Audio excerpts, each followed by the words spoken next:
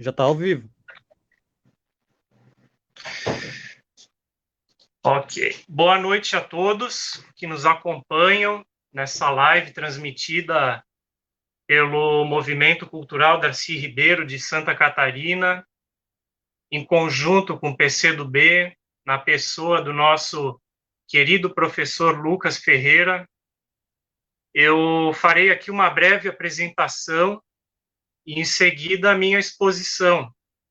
Após, eu passarei a palavra aos demais companheiros. O meu nome é Gabriel Moritz, eu sou o presidente do Movimento Cultural Darcy Ribeiro, do estado de Santa Catarina, membro da executiva estadual do Partido Democrático Trabalhista de Santa Catarina e ex-secretário-geral e membro fundador da Juventude Socialista do PDT de Florianópolis. Eu quero aqui cumprimentar estes três grandes companheiros que representam muito para mim na minha trajetória política, mas também pessoal, e que eu tenho como as minhas principais referências hoje.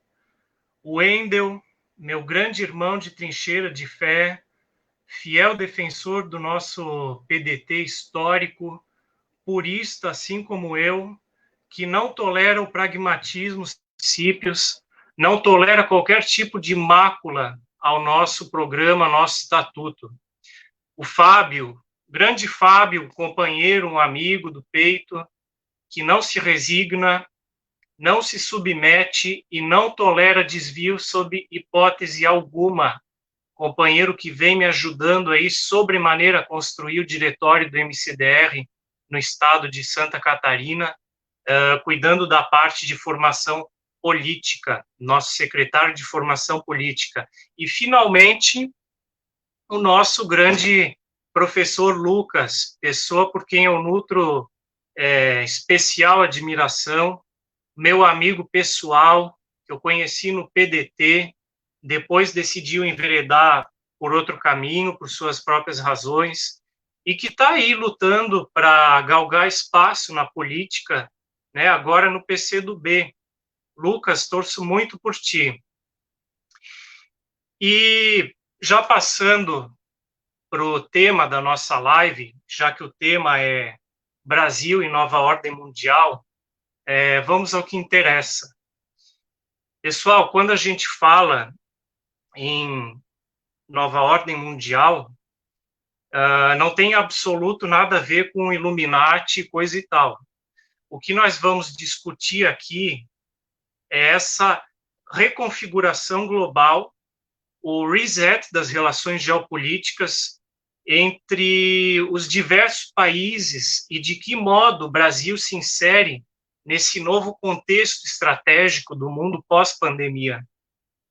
Para isso, eu quero aqui me propor a discorrer sobre o contexto mundial de guerra híbrida dos Estados Unidos contra a China e a Rússia, as novas rotas da seda, para então poder adentrar no tema específico de guerra híbrida contra o Brasil e a forma a qual o Brasil se insere nessa conjuntura. Bom, primeiro a gente tem que entender que nessa ofensiva dos Estados Unidos contra a China e o Partido Comunista Chinês, o que está em jogo no tabuleiro geopolítico global é o soft power, que envolve as disputas de narrativas entre Ocidente e Oriente.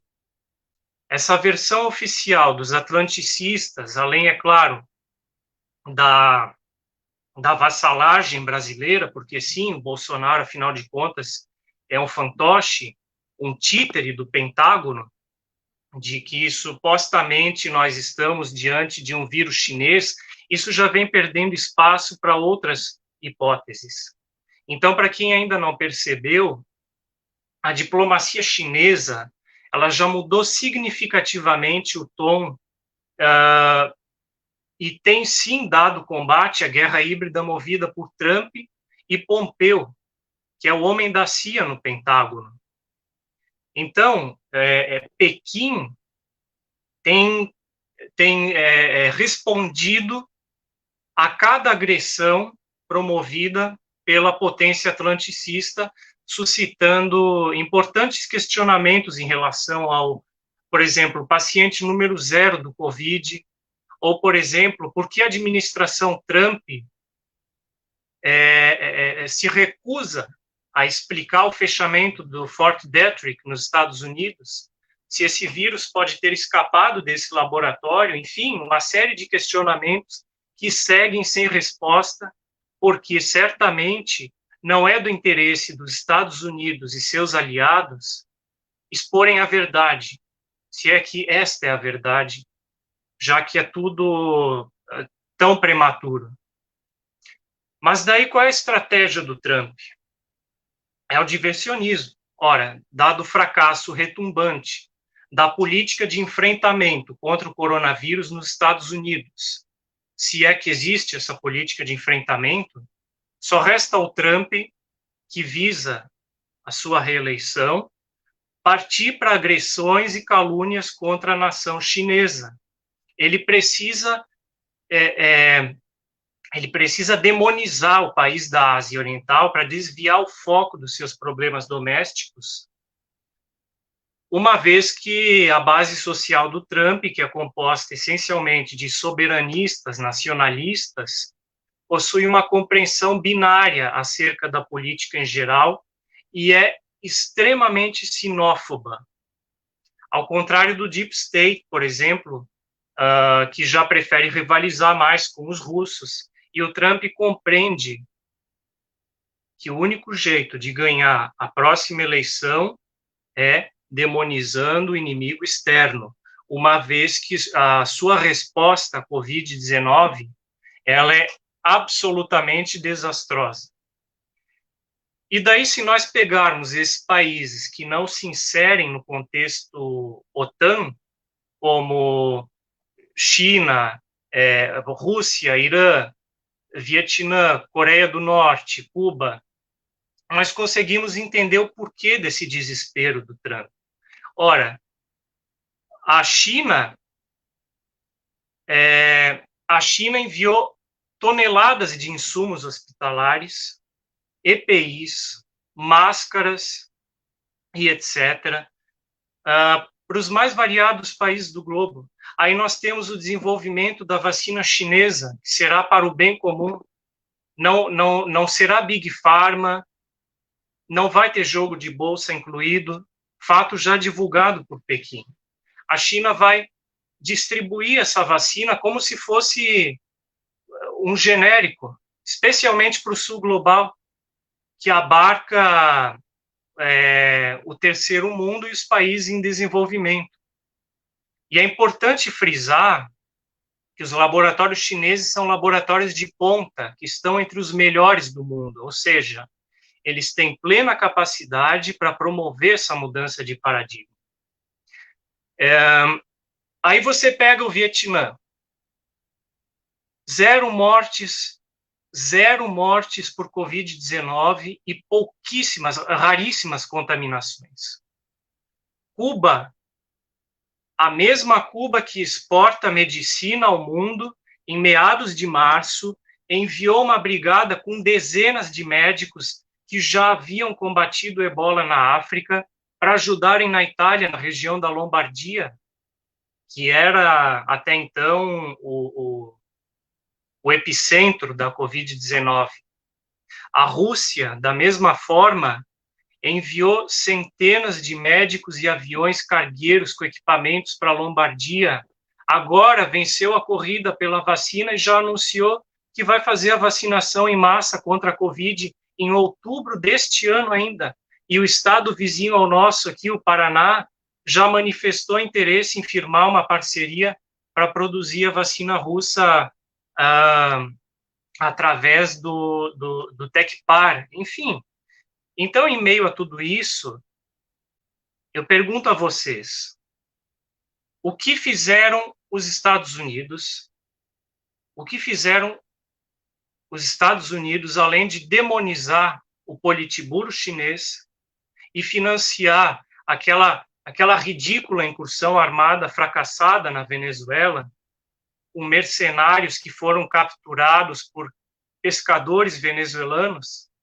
E aí nós temos um autêntico exemplo de privatização da guerra, uma invasão da Baía dos Porcos 2.0, ou aquilo que o Coríbuco chama de guerra não convencional por procuração. Então, percebam o impacto em matéria de soft power que isso significa a nível de geopolítica. Isso vai gerar uma reconfiguração completa na dinâmica das relações internacionais. E é disso que se trata essa nova ordem mundial. Como o Brasil vai se inserir nessa reconfiguração, eu não sei. Eu gostaria de ter a resposta, mas vendo a situação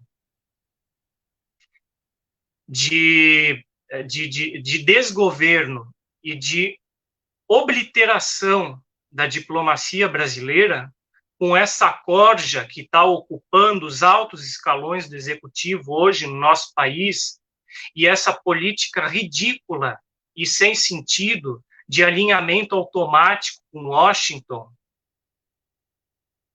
eu não vejo boa perspectiva de futuro, infelizmente, a não ser que haja uma mudança de cenário até lá.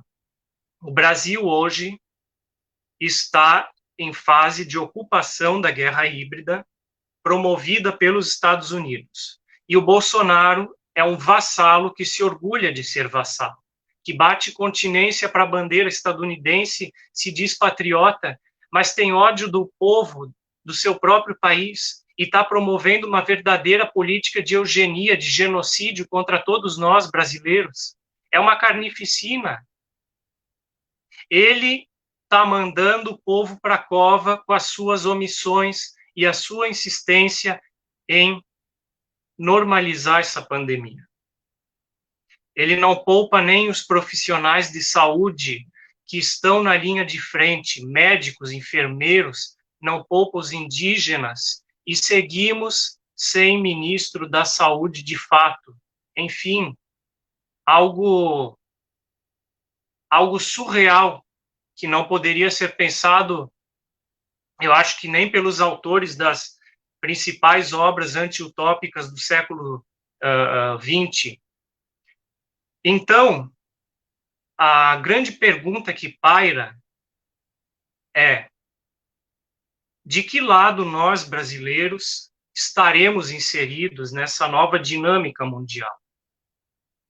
Temos dois caminhos: seguir sendo colônia do imperialismo e participar dessa denominada nova ordem mundial, ou participar dessa denominada nova ordem mundial, né? Com as relações mais dinâmicas, novas rotas da seda, eixo político e diplomático sendo deslocado cada vez mais para a Eurásia. Enfim, eu aposto nesse mundo multipolar e gostaria muito que o Brasil estivesse inserido nessa conjuntura. Bom, aqui eu concluo a minha exposição e passo a palavra para o nosso estimado professor Lucas. Lucas, é contigo.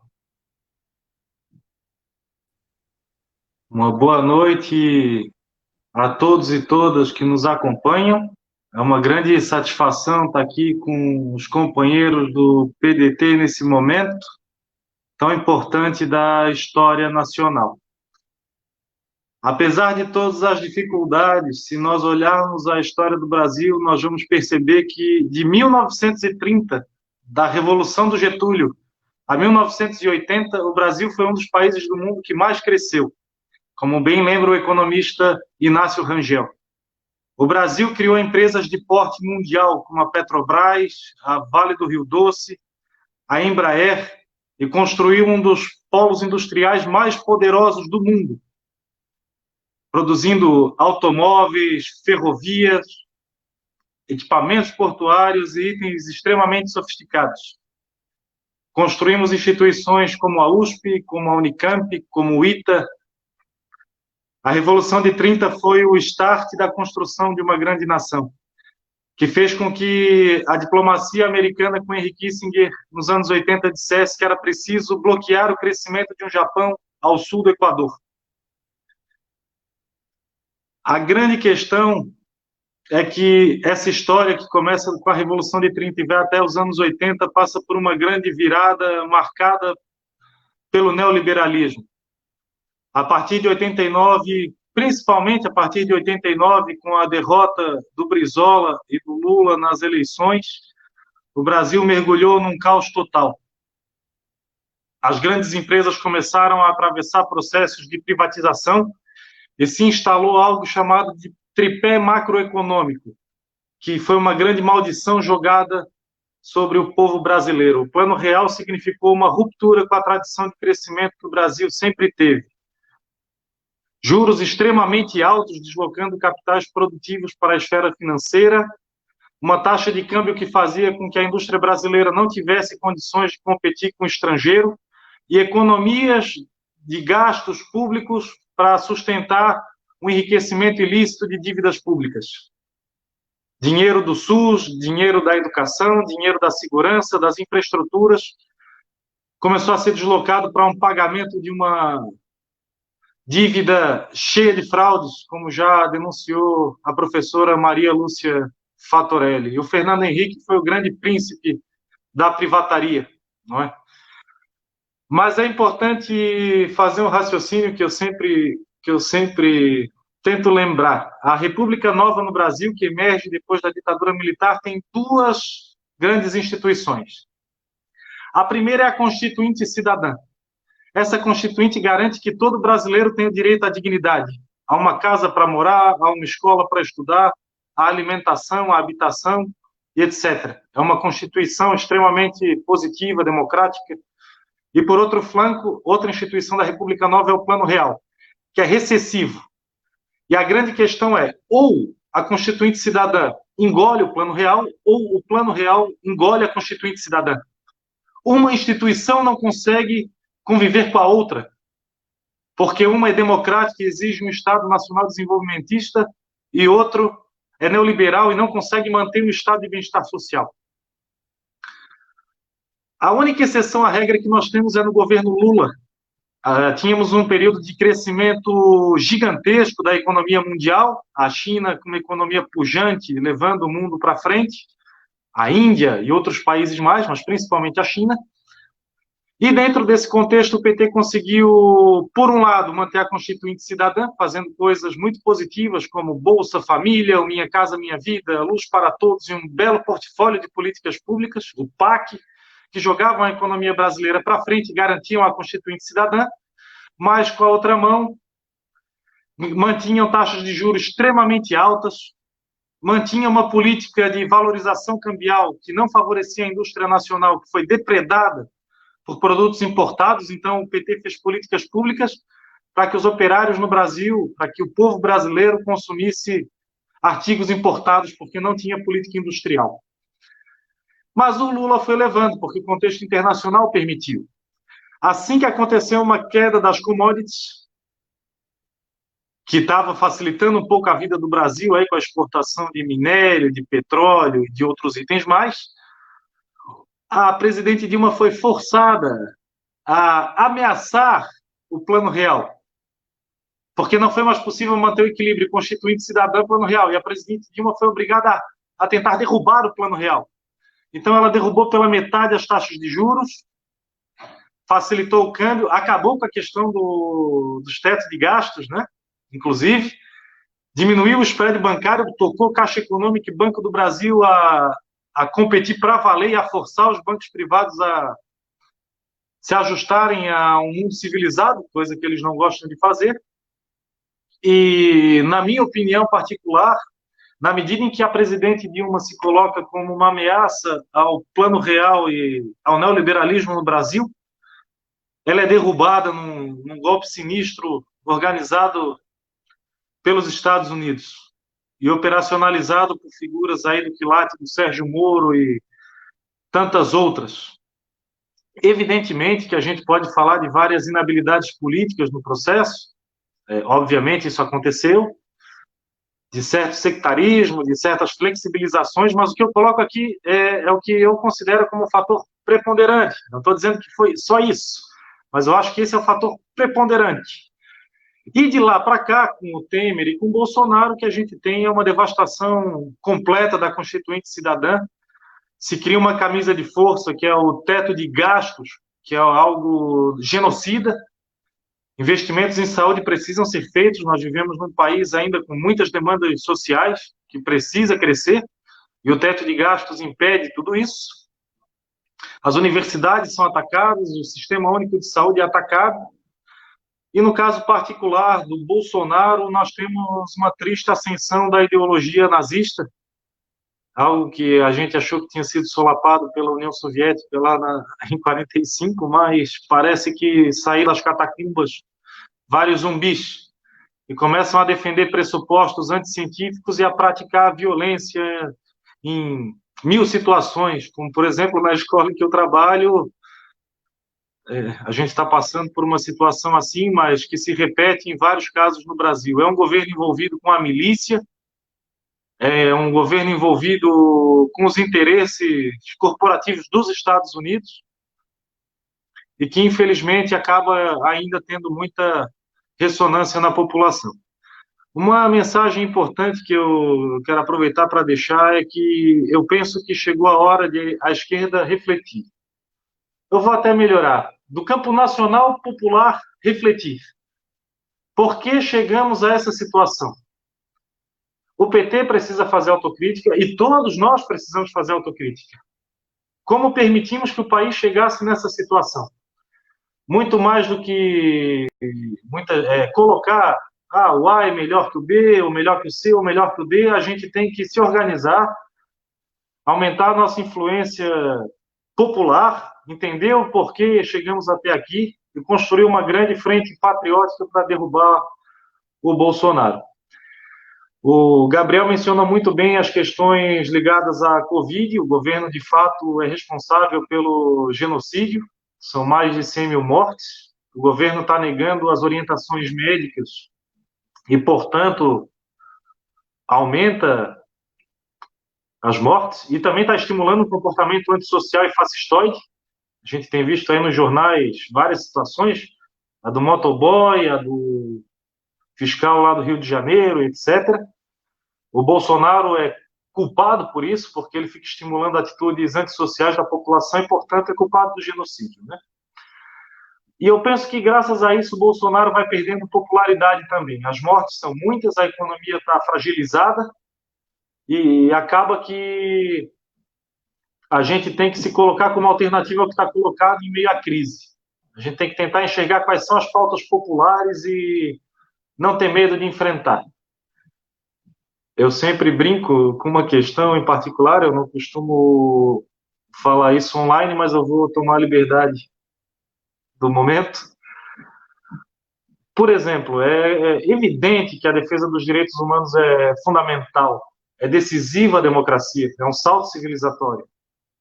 Mas é preciso deixar claro de que nós defendemos os trabalhadores, não defendemos bandidos. Nós precisamos ter uma plataforma de políticas públicas na área de segurança. Nós precisamos ter uma plataforma de crescimento econômico e geração de emprego factível. Nós temos que aumentar a nossa organização, a nossa influência de rede, porque o inimigo é poderoso, né? O Brasil, nesse momento, o povo brasileiro está tendo que lutar contra o imperialismo, contra as milícias e contra mil problemas que não são de pequena monta. Eu não vou me estender mais. Acho que a análise do Gabriel aí sobre o cenário dos Estados Unidos é por aí. Só para fechar, eu antes pensava mais ou menos na linha do Zizek. Olha, se ganhar o Obama ou se ganhar lá o democrata, se ganhar o Trump, tanto faz, é o imperialismo. De fato, tanto faz, é o imperialismo. Essa afirmação é correta. Porém, eu acho que a vitória do Trump foi negativa para o mundo no sentido de fortalecer uma onda neofascista. E por isso eu faço gosto da derrota do Trump. Vou torcer pela derrota do Trump e torcer pela derrota de todos os que são parecidos com ele no mundo. É isso, gente. Passar agora a palavra ao companheiro Wendel, que está aqui nos acompanhando. O Fábio, ele caiu, então a gente vai mudar um pouquinho a sequência. Tá contigo. Grande professor Lucas, meu irmão Gabriel Moritz, demais internautas. Enquanto o nosso Fábio caiu, então a gente vai prosseguir, né? Eu gostaria de fazer uma concatenação da leitura da conjuntura política nacional com internacional. Porque realmente, como foi muito bem colocado, o professor Lucas ele fez uma análise muito clara daquilo que foi o Brasil, né? O crescimento repentino a partir dos anos 30, onde, querendo ou não, em diante, até os anos 80, você tinha, mal ou bem, com alternâncias entre política de esquerda e política de direita, uma consecução de uma política nacional desenvolvimentista, e que mesmo o regime ditatorial, com os quadros da Cruzada Democrática, que era a direita do clube militar, implementaram por necessidade para frear diante das atuações do campo da esquerda de forma contestatória, um crescimento nacional pujante, uma política externa pragmática, e dentro desse processo, eis que o Brasil chega na nova república com a proposição de uma repactuação, uma transição conservadora por cima, na consecução de que se devesse constituir uma democracia burguesa para superar o regime ditatorial. A esquerda, se ela não conseguiu tudo o que ela queria, pelo menos ela efetivou muitas coisas nos direitos sociais e nos direitos políticos na Constituição Cidadã. Algumas pautas, inclusive dos anos 60, mas que colocaram na Constituição Cidadã muitos elementos do campo da social-democracia, da ideia do Estado de bem-estar social, alguns elementos do social-liberalismo, mas é como foi colocado pelo professor Lucas. Você vai começar a ter a dia de entre a ideia de um Estado de bem-estar social a partir do cumprimento da Constituição, ou a ideia da ortodoxia econômica, ainda que a ortodoxia econômica, para ser aplicada, ela sacrificasse a democracia, ainda que na visão liberal, e a consecução dos direitos sociais e dos direitos humanos. E aí, dentro dessa díade, de forma pendular entre governo Collor, final do Sarney, Collor, Itamar, FHC, Lula e Dilma, se deu essa lógica. É claro que tivemos governos claros na ambivalência entre o social-liberalismo e a social-democracia dentro do governo Lula e Dilma, e que esses dois governos, ainda assim, mal ou bem, na política externa, eles fizeram a mesma lógica daquilo que foi o governo Jango, que era a ideia da política externa independente. Vale assentar que a única experiência parecida de política externa independente fora o governo Jango foi a do Lula, de certa forma a Dilma, com os BRICS, e também, além da ação também do Celso Amorim, vamos contar o governo Geisel, que, querendo ou não, houve uma política externa pragmática. Inclusive, reconhecimento da independência da Angola, né, contestação da postura de Portugal em relação às colônias africanas, reconhecimento da independência dos países africanos, o estreitamento das relações com a China, né, a criação de um projeto nuclear Brasil-Alemanha, e não coincidente, você pode reparar, Fábio Sampaio, Gabriel Moritz e demais internautas que acompanham a nossa live, foi justamente dentro desse projeto de construção de soberania de forma vista pelos militares em um nacionalismo autoritário, eis que simplesmente o governo de Jimmy Carter, utilizando-se dos direitos humanos, vai tentar imprimir um freio ao regime ditatorial que tinha uma consecução desenvolvimentista no governo Geisel, para forçar uma suposta redemocratização, ainda que para isso sacrificasse, trazendo o Brizola, trazendo o Prestes, etc, etc, etc, e para enfraquecer o regime ditatorial. Mas, ao mesmo tempo, pactuando com os setores que formariam a nova elite nacional, pactuada da condição de sócia minoritária do imperialismo estadunidense. Pois bem, o problema é que dessa dicotomia vai chegar um ponto que vai chegar o seguinte: olha, não dá para manter democracia com justiça social à luz do saneamento econômico e das proposições da elite brasileira com a lógica transnacional. Então, automaticamente, e aí eu considero um grande erro da Dilma, o retrocesso da política econômica. Porque de que adianta ter feito uma política externa maravilhosa com o BRICS, mas na política econômica ter feito concessões, por exemplo, em relação à mudança do Ministério da Fazenda, né, com o Joaquim Levy promovendo um verdadeiro estelionato eleitoral, e que isso foi tão ruim para a esquerda brasileira que promoveu uma erosão social. O nosso eleitorado tradicional, ela optou para ou ir pelo voto nulo e não mais aceitar qualquer opção no campo da esquerda ou das correntes progressistas, ou uma nova parte dessa fração, descontente com os rumos da política, foi com o discurso antissistema que resultou no Bolsonaro, nas ideias do lavajatismo, etc, etc, etc. A questão é que, dentro dessa conjuntura do pós-golpe de 2016 e em face da ofensiva promovida através da guerra híbrida, ou a guerra da quarta ou quinta geração, e que os Estados Unidos promoveram no Brasil a partir da desestabilização das jornadas de junho de 2013 e ainda sustentando as mobilizações da neodireita, né? Seja a neodireita no cunho da direita cristã, seja a neodireita dos movimentos conservadores como Vem Pra Rua, o MBL, ou seja, até mesmo a ascensão de movimentos proto-neofascistas, que começaram a ter uma ascensão muito maior dentro desse processo. Eu me lembro, como testemunho pessoal, que quando eu estava na jornada de 2013, eis que os quadros de esquerda, de centro e até de direita, ficavam no caminhãozinho de som, era do DEM ao PSTU, todo mundo junto, e era uma minoria, enquanto a maioria, sem partido, não me representa, mas no discurso de ruptura à ordem institucional, mas dentro dos marcos do capitalismo. Não questionava o capitalismo, mas questionava o modus operandi de toda a estrutura política. Ou seja, a velha política era todo mundo que fosse do DEM, o PSTU, passando pelo PCdoB, PDT, PT, MDB, ou da época PMDB, e assim sucessivamente. Eu me lembro que chegamos a ter reuniões no IFIX, que é o Centro de História, Ciências Humanas e Filosofia da UFRJ, no centro, onde todos os partidos políticos da direita e da esquerda estavam tentando falar, pô, o que a gente vai fazer diante desse movimento sem partido? E foi desse movimento sem partido, somado ao lavajatismo, né, que já foi um processo de experiência engendrado a partir dos think tanks como o Instituto Milênio, né, como outras organizações afins. Mais tarde seriam organizações liberais como Renova BR, RAPS, ou outros afins, que começaram a dar a lógica dessa nova toada, da nova política, mas que seria concatenada às correntes de setores dependentes ao Estado, a lógica do imperialismo estadunidense. Se você tinha a lógica conservadora ligada aos republicanos, da turma do MBL, da turma do Revoltados Online, ou Vem Pra Rua, você tinha o lado dos democratas, né, que seria associado aos think tanks como Renova BR, né, o Acredito, né, o RAPS e assim sucessivamente. E dentro dessa lógica, a esquerda não se deu conta.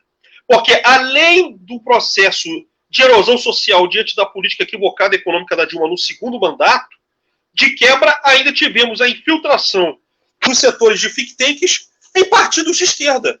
Porque antes do golpe civil militar de 64, o IPES e o IPAD financiavam os quadros do campo da direita da Ação Democrática Parlamentar, a ADP. O pior foi agora, porque na década de 2010 não foi mais a lógica de financiar parlamentares de direita, foi a ideia de financiar quadros da esquerda, o que foi tanto quanto deletério, ou seja, a criação de quintas colunas do interior da esquerda, que já fragilizada depois do pós-golpe de 2016 ainda teve de ter que enfrentar o seu inimigo interno nos partidos políticos.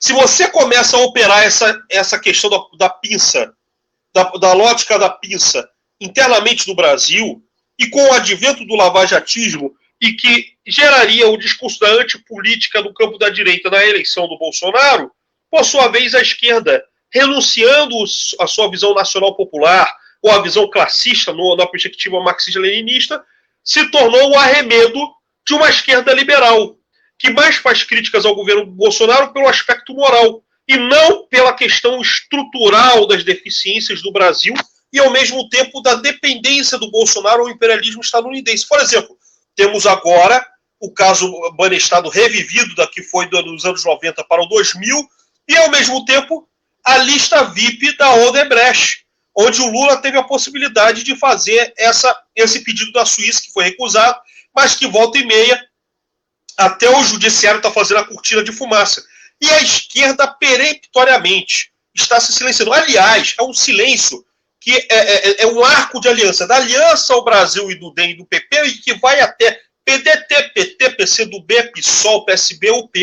Ou seja, toda a nossa classe política está refém do processo plutocrático, antidemocrático, né? E até os políticos do campo progressista, eles se conformam na lógica estadunidense da política brasileira. Qual é a lógica estadunidense ou a lógica colombizante da política brasileira, ou Moritz? É aquela lógica do seguinte: do lado os republicanos, que é a base bolsonarista e seus aliados, e o outro lado são os democratas.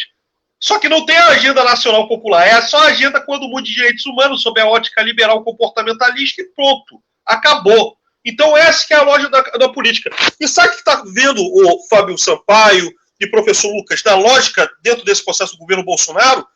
Mesmo com todas as vulnerabilidades, Bolsonaro continua firme, forte e ainda mais. A última pesquisa deu 30 e poucos % de ótimo bom e mais 30 e poucos de regular. Ele tem 70% a caminhar. Aquele factoide do Eduardo Moreira, aquele banqueiro que fica usando a esquerda para fazer negócio, demonstrou que não teve qualquer respaldo popular, porque o Bolsonaro, mesmo com 3 milhões de casos de Covid e mesmo com 100 mil mortos, demonstrou que com tudo isso ele está catalisando a opinião pública, está catalisando muito bem a visão do conservadorismo popular, na ideia de um malufismo repaginado. E o que a esquerda agora disputa? Disputa a hegemonia da derrota, para ver quem é o novo MDB do fracasso de 2022, ou do fracasso de 2023, e olha a ironia do destino. Vamos chegar ao centenário da Revolução de 1930 e vamos ter uma esquerda dividida, para ver quem é que vai ser a esquerda liberal consentida pelo Deep State dos Estados Unidos. É uma vergonha, é um esculacho. Eu acho que a alternativa é a gente rediscutir a mudança estrutural, social, política do Brasil, que as reformas de base, se a gente for colocar na lógica, se as reformas de base fossem implementadas, é a mesma lógica daquilo que foi a China, com Mao Tse-tung.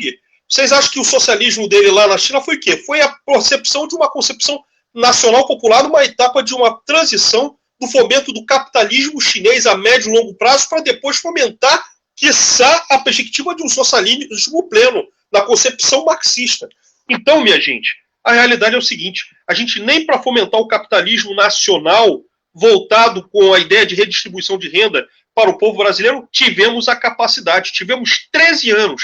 E mesmo com os benefícios que a gente não pode negar no governo Lula, mas ele não atacou as deficiências estruturais que o Brasil teve historicamente. E aí talvez este seja o desafio da esquerda. A esquerda quer combater o imperialismo estadunidense e seus sócios minoritários da direita, e inclusive do campo da esquerda, que temos muito infiltrado, temos muito quinta coluna, temos muito X9. A esquerda quer fazer isso? Vai sangrar na pele, vai demorar. E vou dizer, como não temos condições objetivas e nem subjetivas para promover um processo revolucionário, seria a dura etapa de criar uma nova geração de militantes, de ativistas, de quadros, de dirigentes, de parlamentares. Será que a esquerda brasileira está disposta a isso? Eu não sei, eu tenho muitas dúvidas sobre isso, né? Porque até para a gente criar uma nova geração para contestar, para que a gente tenha uma hegemonia diretiva, moral, ideológica, para a gente reconquistar a sociedade civil e podemos fazer o país de volta para a esquerda, para que a esquerda possa fazer parte novamente do BRICS, dentro da nova ótica mundial, né? Que agora a lógica é com Rússia e China, né? E foi muito bem colocado, inclusive no Duplo Expresso hoje, com o Elias Jabu e com o Pepe Escobar. Esse talvez seja o grande desafio da esquerda, mas a esquerda brasileira, ela parece conformar em ser, na verdade, o presépio consentido do democrata dos Estados Unidos. Né? Essa que é a realidade, minha gente. Inclusive, até os nossos partidos, minha gente. Então, qual é os desafios da esquerda brasileira hoje? Será que continuar a ser o MDB do processo? Será que a esquerda realmente tem uma visão concatenada e coerente da geopolítica internacional? Eu não sei, tenho minhas dúvidas. Mas eu estou colocando mais perguntas do que respostas como um instrumento de reflexão. Porque a gente já está cansado, né, de 70%, somos 70% contra, Bolsonaro está caindo, tá? Pelo contrário, as evidências estão mostrando que vamos ter a consolidação de um bloco histórico neoconservador que veio para ficar com 15, 20, 25 anos, diante da nossa inabilidade e incompetência.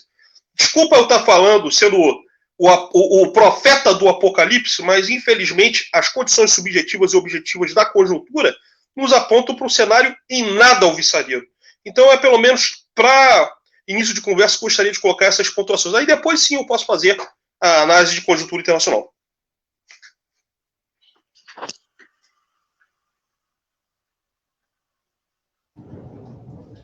Boa noite, companheiros, camaradas, trabalhistas.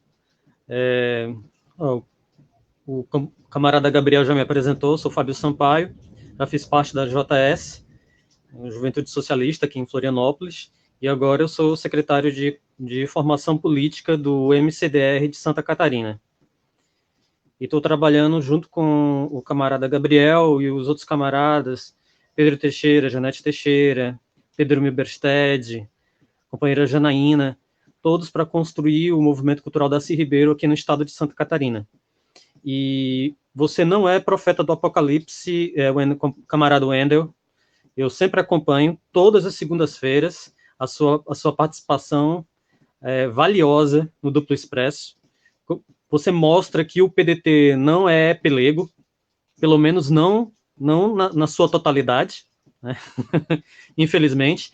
Ainda existem trabalhistas nacionalistas no PDT, embora não tenha trabalhistas do PDT no Congresso. Eu disse isso no grupo da Nacional, fui cortado de lá e mantenho o que eu digo. Não tem trabalhistas entre os nossos parlamentares, salvo uma raríssima e honrosa exceção, como o camarada Everton, lá em Brasília, que votou contra a privatização da água, né? Salvo essas raríssimas exceções, né, que eu teria que acompanhar cada um, em particular, em minúcia, para as votações, todo o trabalho legislativo deles, para ver se realmente são trabalhistas, mas pelo menos de cabeça eu me lembro do camarada Everton, que tem mandato, não me recordo se é senador, se é deputado, se não me engano é senador, votou contra a privatização da água, achei muito valoroso, me decepcionei com o Cid Gomes, né, ele seguiu a bancada Coca-Cola do Tasso Gereissati, bilionário lá do Ceará, que é dono da Coca-Cola Nordeste, e que vai lucrar muito com a privatização da água, né.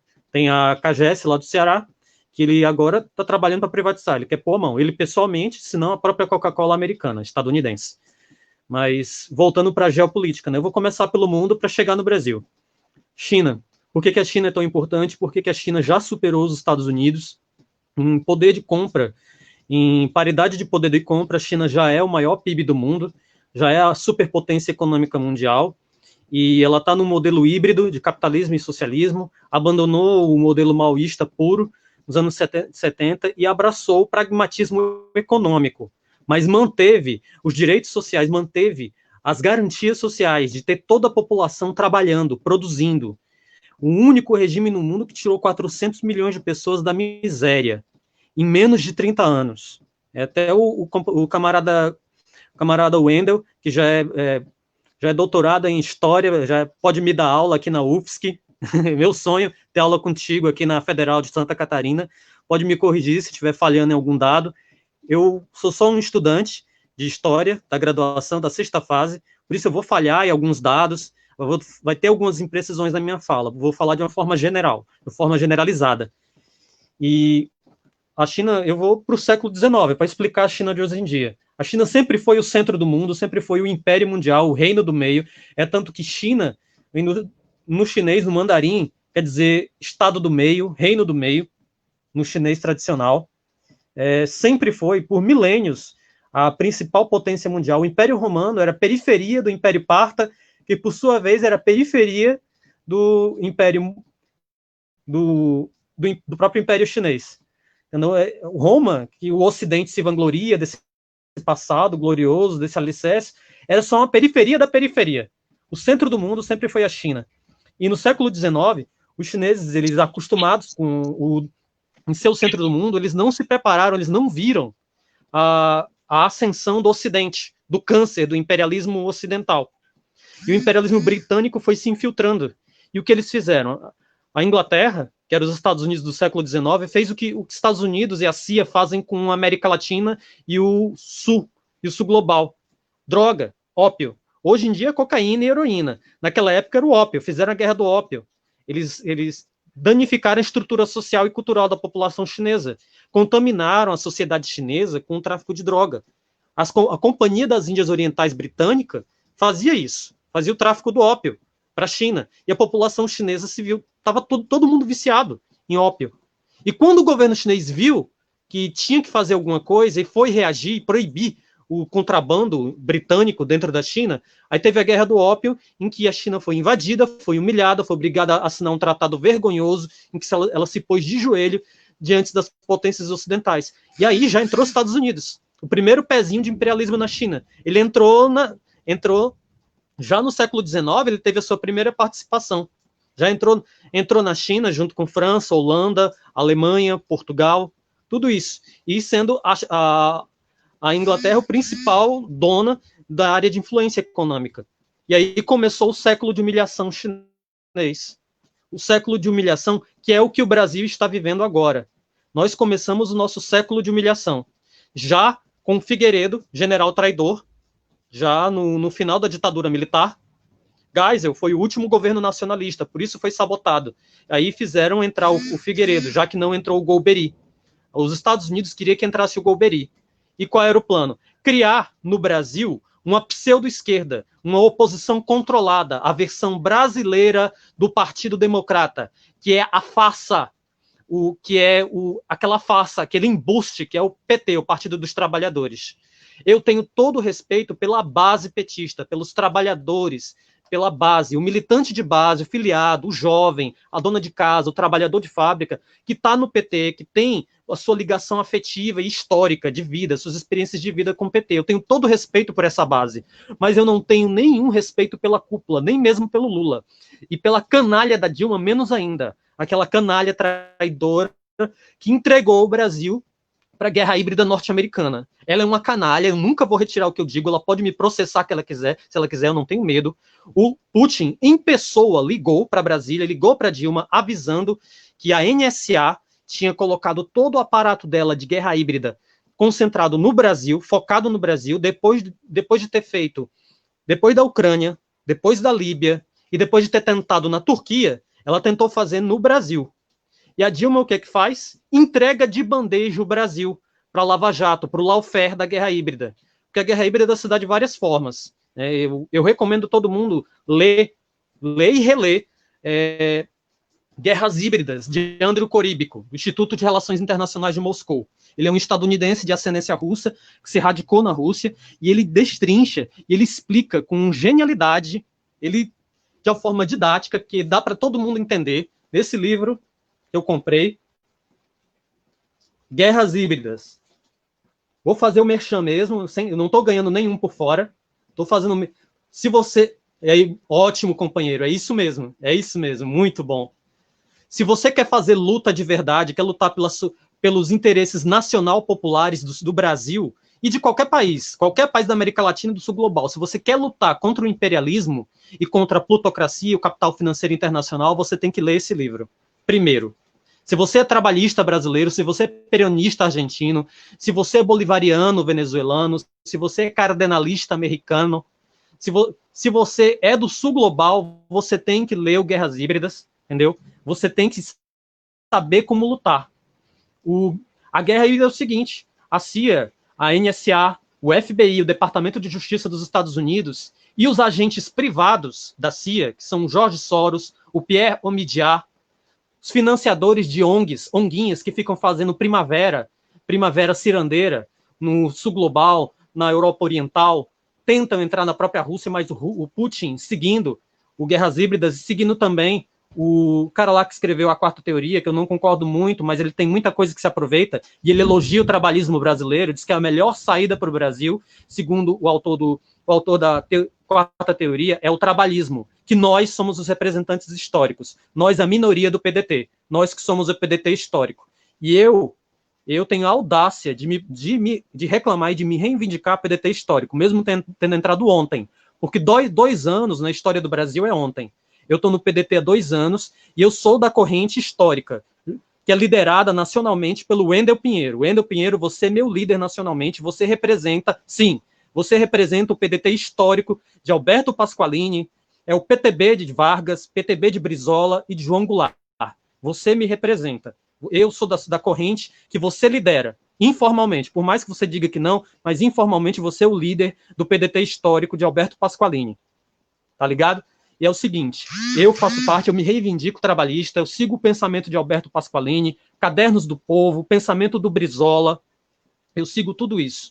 entendeu? E, infelizmente, nós nos tornamos minoria no partido que o Brizola refundou, infelizmente. Por enquanto, nós somos minoria, mas nós vamos retomar. Nós vamos retomar, sim, as rédeas não só do PDT, mas como do Brasil. Mas é um processo de longo prazo. Eu vou dar, sim, a profecia do apocalipse. O Brasil não vai ter mudança no curto prazo. Não vai ser agora, 2021, não vai ser nem 2023. Vai começar o embrião da mudança em 2022.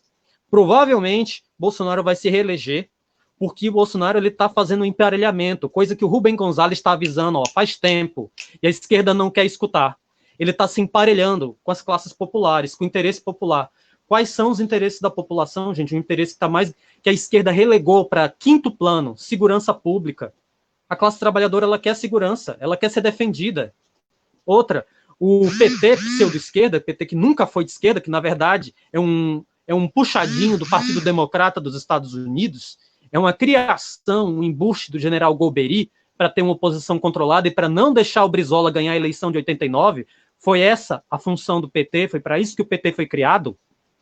É tanto que quando o PT ele chegou ao poder, ele não desfez a privataria tucana, quando entregaram as nossas multinacionais estatais estratégicas, como a Vale do Rio Doce, as telecomunicações, foi tudo entregue a preço de banana. A Vale do Rio Doce foi entregue, não foi vendida. Que privatização é essa? Que a companhia estrangeira vem aqui e compra a companhia nacional com dinheiro emprestado por um banco estatal nacional. O BNDES financiou. Que porra de privatização é essa? Me desculpem o palavrão, mas isso foi entrega. Isso foi doação para o capital financeiro internacional, para os fundos, para os Master of Universe, como diz o Pepe Escobar. Os fundos de investimento, os bancões, a plutocracia banqueira mundial, eles tomaram conta dos setores estratégicos nossos. E eu vou dizer, no longo prazo, a gente tem que seguir o caminho chinês, fazer gradualmente, como o Wendel Pinheiro sempre fala, construir novos quadros, nova militância, jovens, colocar jovens na política e fazer no longo prazo a independência e a soberania do Brasil. E aqui eu encerro, vamos deixar para os camaradas agora. É a vez do Moritz, a rodada. Bom, ok, então acho que se ninguém mais tiver nenhuma consideração, nós podemos encerrar por aqui. Quando nós conversamos anteriormente, nós estipulamos esse prazo de 1 hora, né? Acho que todos puderam aí tecer as suas considerações a respeito do tema proposto.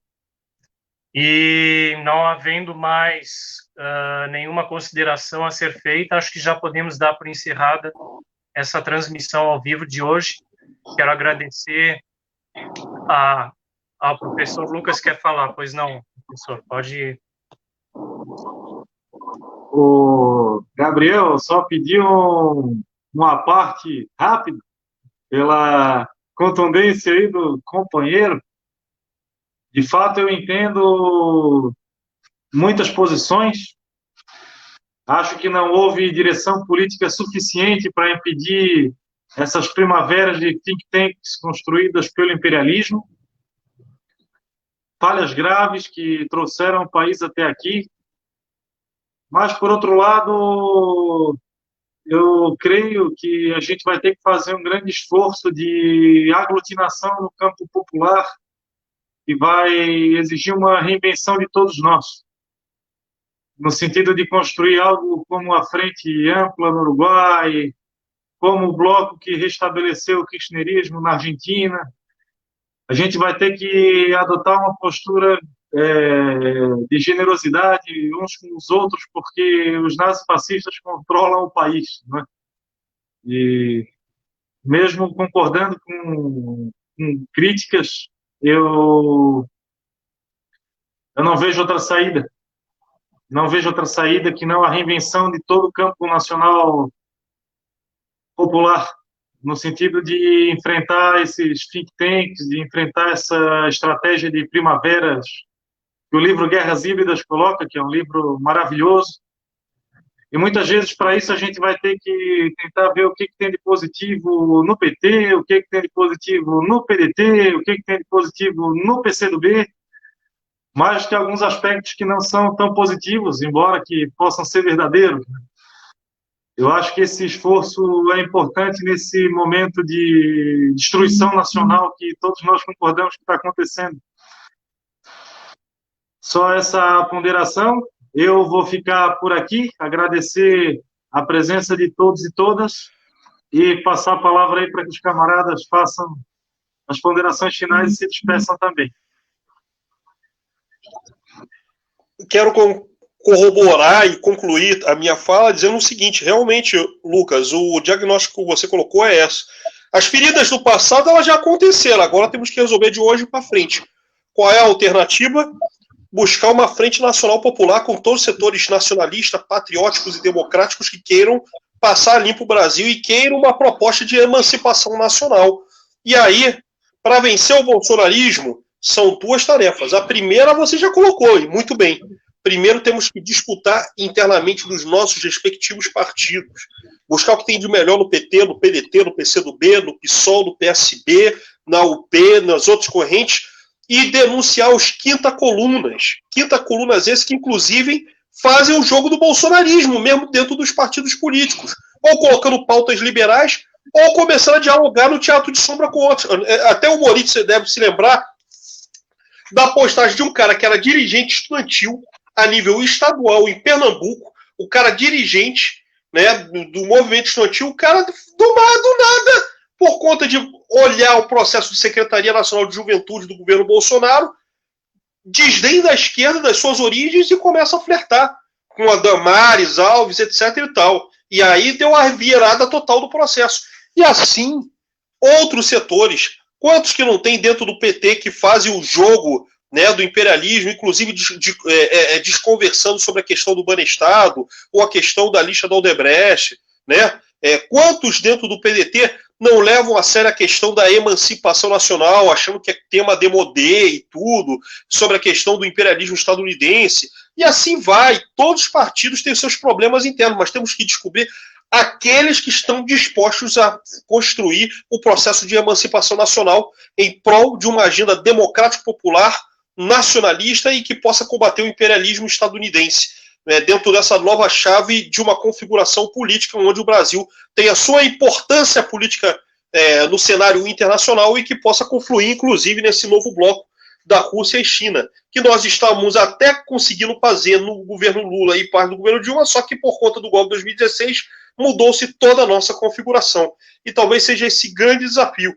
E é isso. O que o Fábio colocou, o Fábio Sampaio colocou, foram análises de excelência do aspecto da ordem internacional para nacional. A solução, dentro desse processo que o professor Lucas colocou, é isso mesmo. É pegar o remanescente, o melhor que temos do PT, do PDT, do PCdoB, do PSOL, do campo da esquerda e até do centro democrático que tem algum denodo nacionalista que queira romper com esse processo, né? Então, dentro desse caminho, para depois, aí sim, começarmos a pensar, quem sabe, em derrubar o Bolsonaro. Se a gente não consegue derrubar os quinta-colunas dos nossos partidos de esquerda, como é que a gente vai começar a pensar em demover o governo Bolsonaro se a gente não enfrenta os nossos inimigos internos? Então é isso aí. E parabéns, Moritz, pela condução dessa live, que haja muitas outras transmissões, e quem está sendo brindado, acima de tudo, é o nosso internauta que está participando, onde eu tenho um agradecimento pela participação e pelo carinho especial muito grande. Que tenha muitas lives de análise de conjuntura internacional e nacional, porque é isso que o nosso país precisa, e é aquela famosa máxima na formação política: quem não se forma, se deforma. Um grande abraço, minha gente. Bem, acho que a conjuntura é complexa, de fato, companheiro Wendel, mas corroborando com o que tu mesmo acabaste de falar, é preciso disputar internamente o partido, formar quadros, formar novas lideranças e denunciar os maus feitos e, sobretudo, denunciar a infiltração social liberal que, sim, está acontecendo e atualmente acontece, essa infiltração social liberal proveniente de partidos clandestinos, desses think tanks que são a própria criminalidade, que criam um programa à parte do estatuto do partido, que não seguem isso as toda nossas esquerda. resoluções. Sim, toda a esquerda agora. Isso em todos os partidos, não só no PDT, companheiro Wendel. Isso em todos os partidos. Então, é isso. Uma boa noite a todos. Eu agradeço os nossos ouvintes por terem nos acompanhado pacientemente e ficamos por aqui.